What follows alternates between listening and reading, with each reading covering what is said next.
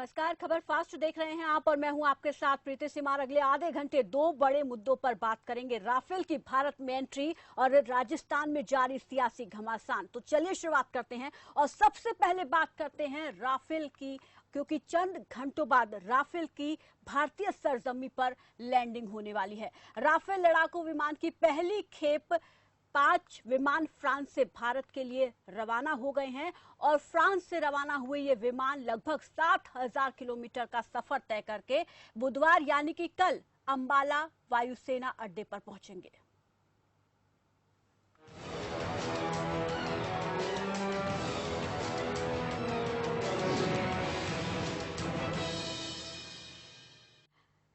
चीन के साथ जब सीमा पर तनाव की स्थिति बनी हुई है, ऐसे वक्त में भारतीय सेना की शक्ति और भी ज्यादा मजबूत होने वाली है। जिस लड़ाकू विमान का काफी वक्त से इंतजार था, वो राफेल विमान अब बस चंद घंटों की दूरी पर है। फ्रांस से हुए सौदे के तहत राफेल लड़ाकू विमानों की पहली खेप बुधवार सुबह भारत पहुंचेगी और सोमवार को सभी 5 विमान फ्रांस से रवाना हुए 7 घंटे का सफर करके यूएई पहुंचे और फिर वहां से भारत के लिए निकलेंगे और भारत कल सुबह पहुंच जाएंगे, जहां पर अंबाला एयरबेस पर इनकी तैनाती होगी। और साथ ही साथ वहां पर अगर हम बात करें अंबाला एयरबेस की, तो वहां पर पूरी तैयारी कर ली गई है राफेल के स्वागत को लेकर, क्योंकि सबसे पहले ये अंबाला एयरबेस पहुंचेंगे और वहां पर इनकी तैनाती होगी। तो वहां पर इनके स्वागत को लेकर तमाम तैयारियां, सुरक्षा के पुख्ता इंतजाम कर लिए गए हैं। 3 किलोमीटर के एरिया को नो ड्रोन घोषित कर दिया गया है और साथ ही वहां पर सुरक्षा और ज्यादा कड़ी कर दी गई है। हालांकि एक भव्य समारोह के तौर पर इनको वायुसेना में शामिल करने की पहले कोशिश होने वाली थी, लेकिन अब जब कोरोना काल चल रहा है तो ऐसे में वो भव्य तरीके से इनको वायुसेना में शामिल तो नहीं किया जाएगा, लेकिन अब भी जो भी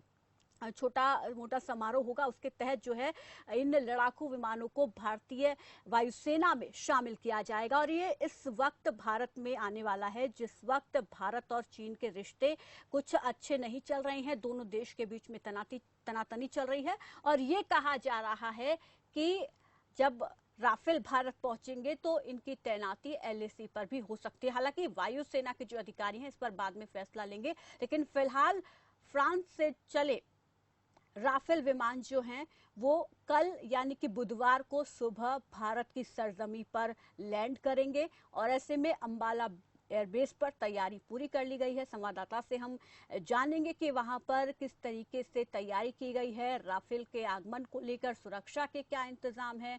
साथ ही साथ हम एक्सपर्ट से भी बात करेंगे कि आखिर जब राफेल भारत आ जाएगा, क्योंकि हम ये लगातार कह रहे हैं कि इससे भारतीय सेना की मजबूती बढ़ेगी, लेकिन सबसे पहले आपको सुनवाते हैं कि तैयारियों को लेकर अंबाला के डीएसपी का क्या कुछ कहना है। सुनिए। हमने भी मीडिया के माध्यम से ही अभी तक सुना, सूत्रों से भी चिट्ठी हमारे पास इस बारे में नहीं आई है, लेकिन सिक्योरिटी के पॉइंट ऑफ व्यू से अंबाला पुलिस हमेशा तत्परता से तैयार है और किसी भी प्रकार की सिक्योरिटी में लैप्स तो पहले से ही बर्दाश्त नहीं है। लेकिन राफेल के संबंध में पहले से ही प्रशासन की तरफ से चिट्ठियाँ जारी हैं कि पक्षियों को दाना नहीं डालना है, no fly zone, no drone zone area है। और पहले भी आपको पता है कैंट एरिया तो वैसे ही सेंसिटिव है, इसलिए वहाँ पे ड्रोन तो वैसे ही अलाउड नहीं है। और राफेल से जुड़ी कुछ अहम जानकारियां। 5 राफेल की जो पहली खेप है कल वो अंबाला एयरबेस पर पहुंचेगी। हालांकि 36 विमानों का करार हुआ है फ्रांस के साथ, लेकिन पहली खेप में 5 राफेल पहुंचेंगे और इसमें 3 मिसाइलों को इसमें लगाया जाएगा। 3 मिसाइलों से इसको लैस किया जाएगा। मीटोर मिसाइल इसके अलावा जिसकी मारक क्षमता करीब 150 किलोमीटर की होगी। और साथ ही आपको बता दें कि जो दूसरी मिसाइल इसमें लगाई जाएगी ये जो है बिना सीमा पार के दुश्मन देश के विमान को तबाह कर सकता है और चीन और पाकिस्तान के पास से ये क्षमता नहीं है। स्कैल्प मिसाइल से भी इसको लैस किया जाएगा। स्कैल्प की मारक क्षमता 600 किलोमीटर तक की है। ये अपनी अचूक मारक क्षमता के लिए जाना जाता है। इसके अलावा हैमर मिसाइल से भी इसको लैस किया जाएगा। भारत ने हैमर मिसाइल भी राफेल के साथ खरीदी है जिसकी मारक क्षमता 60 किलोमीटर है। तो इन 3 मिसाइलों से इसको लैस किया जाएगा जब अंबाला बेस पर ये पहुंचेंगे। 1953 में आईएफ ने खरीदे थे 71 राफेल और इसके अलावा जैगुआर मिराज 2000 भी भारत को मुहैया दसॉल्ट कंपनी दे चुकी है। और सबसे पहले एयरबेस पर क्या तैयारी है, इसकी जानकारी लेने के लिए संवाददाता का रुख कर लेते हैं। अंबाला से हमारे संवाददाता बीएस गुलियानी हमारे साथ जुड़ गए हैं। गुलियानी जी, कल राफेल भारत आने वाला है, तैयारियां कहा जा रहा है कि पूरी कर ली गई हैं। क्या क्या तैयारियां राफेल के आगमन को लेकर और क्या कुछ सुरक्षा के इंतजाम वहां पर देखने को मिल रहे हैं?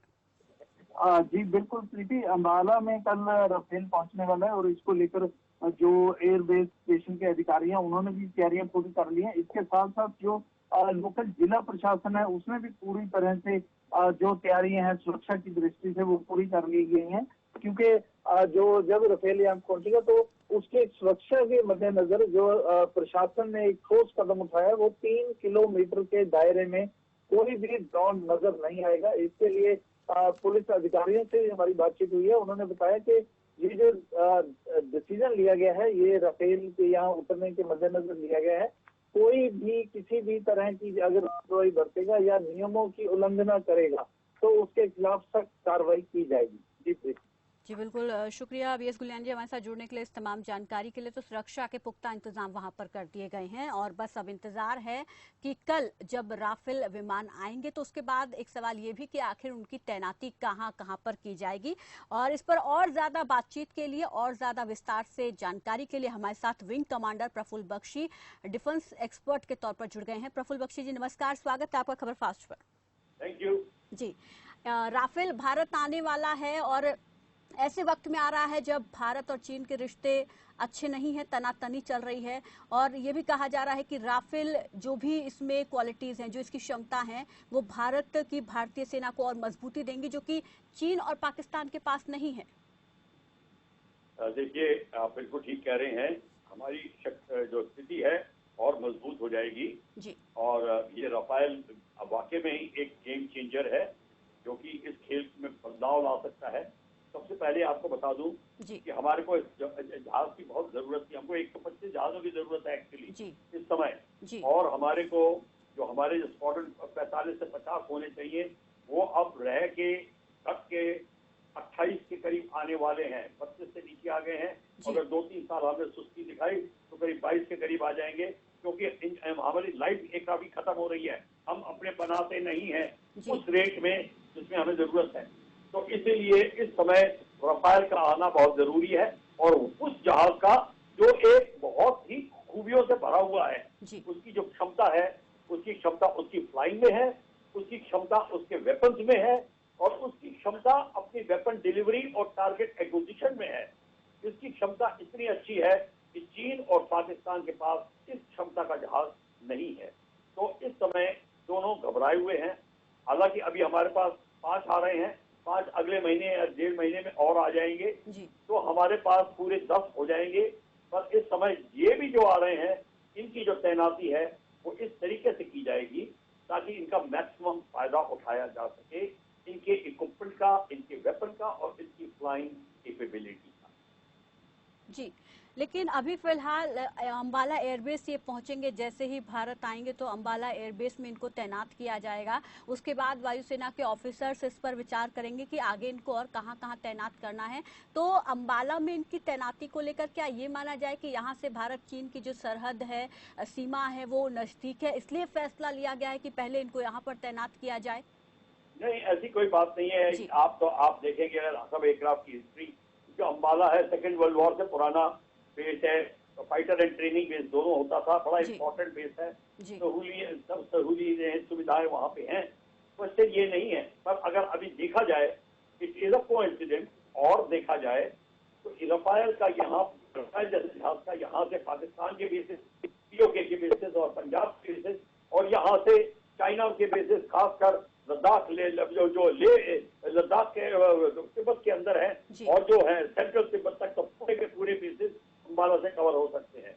और अंबाला से हासीमारा चले जाएं तो जितने नॉर्थ ईस्ट में बेस है, जो और भी 11 हैं वो भी कवर हो सकते हैं राफेल और सुखोई 30 MKI के कॉम्बिनेशन से। तो ये बहुत जरूरी है कि इनकी तैनाती ठीक जगह हो, पर इसकी रेंज इतनी है और air to air refuelling capability है। अगर आप अंबाला में भी हो और नॉर्थ ईस्ट में अटैक करना हो तो आप एयर टू एयर रिफ्यूलिंग की मदद लेंगे बीच में और फिर अपना अटैक करेंगे जी। ये भी हो सकता है, ऐसी कोई बंदिश नहीं है जी। पर काम जल्दी हो और मिनिमम एफर्ट लगे, इसलिए अच्छा है कि एक सेक्शन अंबाला की तरफ रहे, एक सेक्शन हाथीमारा की तरफ रहे, तो आपका पूरा का पूरा ईस्ट से लेके वेस्ट तक का जो सेक्टर है सारा कवर हो जाता है जी। और इस बीच जो हालात भारत चीन के बीच में बने हुए हैं और ऐसे वक्त में राफेल आ रहा है, तो कितना असर इसका दोनों देशों के रिश्तों पर और खासतौर पर चीन को सबक सिखाने के लिए पड़ सकता है?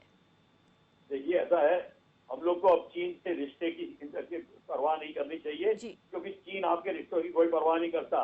इस इंटरनेशनल खेल के अंदर अपने देश का हित देखा जाता है जी। चीन अपने देश का हित देख रहा है। हम हिंदी में बीच में छुरा भोंक रहा है, धोखा दे रहा है, ये सब बनावटी बातें हैं। हम अपना हित और चिंतन खुद करें। हमने उसमें चूक करी है अभी तक, तभी हम लोगों को कहते हैं हमें धोखा दे रहा है। धोखा का मतलब क्या है? कोई रिश्ता थोड़ी है, कोई शादी थोड़ी कर रहे हैं उसके घर के अंदर जी। तो ये सब बातें भूल जाइए, हमें अपना हित देखना है और हमारे हित में ये है कि हम बेस्ट वेपन लें और उसको सारे बेसिस उसके हमारे अंडर में, उसकी रेंज में हमारे रहें। यही हमको चाहिए, चाहे वो नाराज हो चाहे वो खुश हो, इसकी हमें तनिक चिंता नहीं करनी जी। बिल्कुल। यहाँ पर एक और चीज मैं आपसे जानना चाहूंगी कि ये भी कहा जा रहा था जब राफेल को लेकर कि जैसे ही राफेल आएंगे उनको एलएसी पर भी तैनात किया जा सकता है फिलहाल की स्थिति को देखते हुए। और अगर आपके हिसाब से देखें, क्योंकि आप इन चीजों को बेहतर तरीके से समझते हैं, तो भारतीय वायुसेना को इनकी तैनाती कहाँ करनी चाहिए जिससे कि हम ज्यादा से ज्यादा अपनी सीमाओं को कवर करें, वहां से सुरक्षा और ज्यादा हम पुख्ता कर सकें?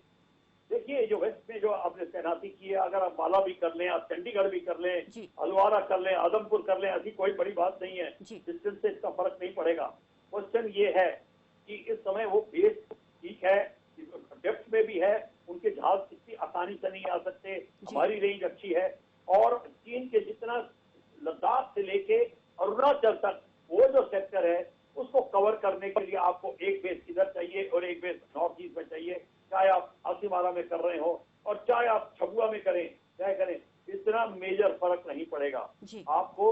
और यही बात है, हाथीमारा से टेक ऑफ करके वो किसी भी बेस पे लैंड कर सकता है, तेजपुर, डोगरा, छबुआ, जोरहाट, कहीं भी एयरफोर्स में इतनी कैपेबिलिटी है वो सब जगह मेंटेन कर सकते हैं। और दूसरी बात ये है कि हमारे इसके जो वेपन सिस्टम है उनको देखते हुए इसकी तैनाती, अगर आप अपने एलएसी की तरफ देखें और अपने सामने लेफ्ट से राइट को देखें तो आपके लेफ्ट में जो आता है लद्दाख और राइट में अरुणाचल आता है, आप वहां पे देखेंगे तो एलएसी के पार पे उनके कम से कम 4 एयरफील्ड हैं, उनके 3 रेलवे स्टेशन हैं और उनमें ऑर्डिनेंस और यानी कि बारूद के डेपोज हैं, पेट्रोल डेपो, फ्यूल डंप हैं, रडार स्टेशन है माउंटेन के ऊपर, 5 रडार स्टेशन हैं, 4 एयरफील्ड हैं, राइट अप टू जिसको कहते हैं तिब्बत की तरफ से अरुणाचल के ईस्ट तक।